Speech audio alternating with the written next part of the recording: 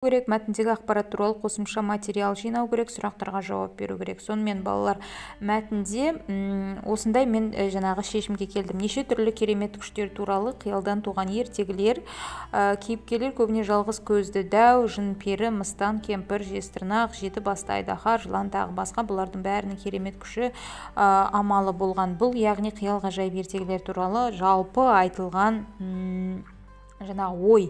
Енді астындағы сұрақтардың жауаптары мынадай. Бірінші сұраққа ер төстік, мақтағыз, қарлығаштың құйрығы неге айыр деген мысалдарды келтіруге болады. Бұл қиял ғажайып ертегілердің атаулары. Көбіне орындалған.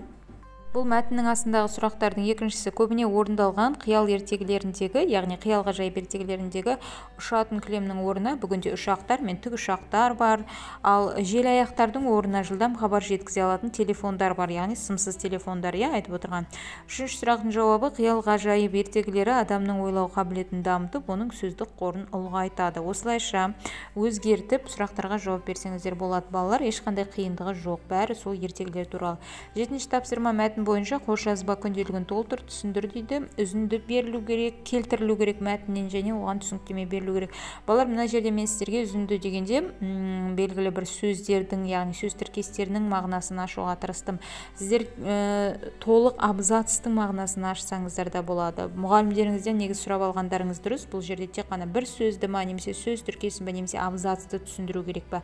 Ешқандай қиындығы жоқ. Егер түсініксіз болса, комментарий қалдырыңыздар, мен сіздерге жауап беруге тырысамын. Сонымен жағымды кейіпкер, жағымсыз кейіпкер және ақыл парасат, осылардың не екендігін сіздерге түсіндіруге тырыстым. Сұрақтарыңыз болса, әрине қоя отырасыздар деген ойдамын. 8-ші тапсырма оқшау сөздерді қолданып қиял ғажайыптар тақырыбына ой толғау жазу керек. Яғни қиял ғажайыптар дегеніміз не? Бұл біздерге қалай әсер етеді? Біздің өмірімізде қиял ғажайып адамның эмоциясына, адамның көңіл күйіне, жалпы күнделікті тіршілігіне, адамның ой өрісіне қандай негізгі әсерлері бар? Осы жөнде ой толғап жазсаңыздар болады. Бұл мәтінді көшіріп алу міндет емес, басқаша өзгертіп жазсаңыздар әрине құба-құп.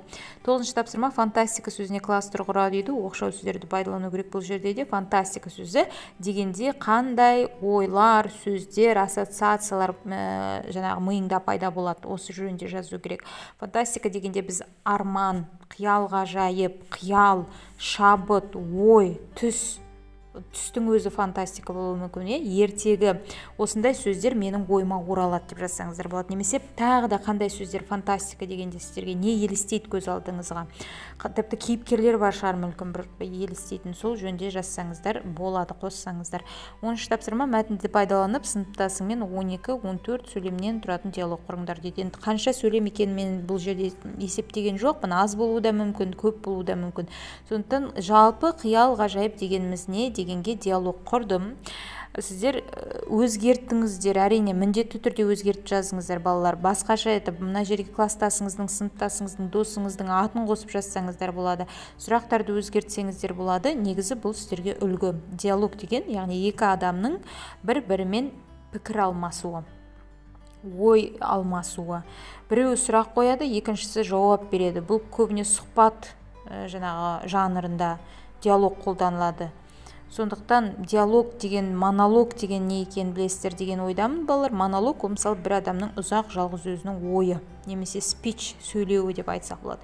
11-ші тапсырма мәтіннен сын есімдерді тауып бағанаға бөліп жазу керек дейді. Мағынасына қарай сапалық және қатыстық сын есім болып бөлінеді. Соның сапалық сын есімі мінекей көк, жасыл, арық, тұл және қатыстық сын есім түсті деген, яғни түбірі түс, зат есім, т деген зат есімнен сын есім тудырушы жинақ арқылы қатыстық сын есім болған, қандай түсті. 12-ші тапсырма қиял ғажайыптар әлемі тақырыбына фотоколлаж дайындау керек. Фотоколлаж не екенін білесіздер балалар, яғни әдемі суреттерден құрастырылған бір альбом десек те болады, немесе жаңағы газет десек те болады. Енді оны түрлі атауға болады, бірақ сол суреттердің қосындысы болса болғаны. 13-ші тапсырма шығу парағын пайдаланып төмендегі сұрақтарға жауап жазу керек. Шығу парағы балалар әр оқушының өзінің жаңағы жеке өзі орындау керек. Сондықтан мынау сіздерге тек тағы да айтам үлгі ғана. осыны пайдаланып өздеріңіздің ойларыңызды, өздеріңіздің тәжірибелеріңізді, өздеріңіздің сезімдеріңізді жазсаңыздар болады шығу парағына. Шығу парағында дұрыс, бұрыс деген ешқандай жауап жоқ. Сондықтан қорықпай, еркін түрде өз ойларыңызбен бөліссеңіздер болады. Сұрақтарыңыз болса, балалар, комментарий міндетті түрде қалдырыңыздар, мен жауап беруге тырысамын. Тек сабаққа қатысты, осы тапсырмаларға қатысты түсінбеген тұстарыңызды міндетті түрде комментарий ретінде қалдырыңыздар балалар. Каналға жазылып қойыңыздар, өйткені әр тапсырманы уақытында алып отырасыздар. Комментарий қалдырғанда қатесіз жазуға тырысыңыздар.